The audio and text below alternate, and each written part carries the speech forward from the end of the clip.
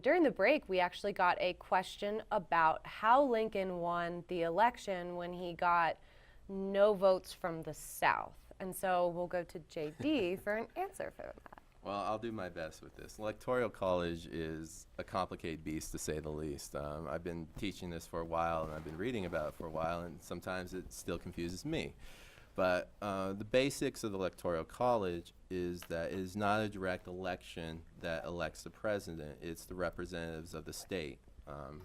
So that includes the Senate and the House of Representatives.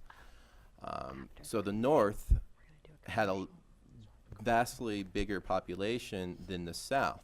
So they were more represented in the House of Representatives. So the North had more Electoral College votes. If you look at the South, it was based off their population and their senator votes, and they just did not have the numbers to even contend with the northern numbers. And Lincoln, I don't recall how he took it in 1860, whether it was a landslide or pretty close, but there was no major, at least to my knowledge, no major competition in the South.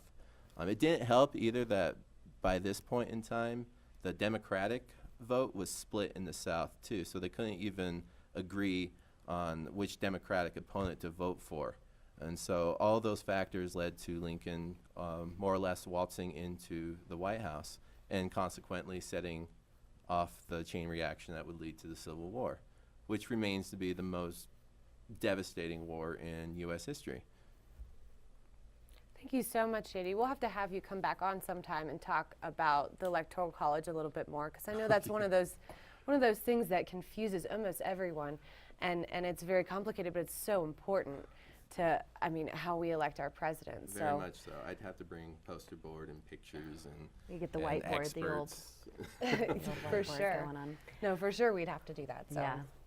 All right, well, we're going to take a break and look at a commercial right now. So remember to come back after that commercial break.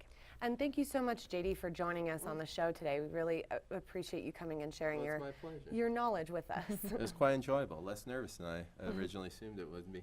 Good.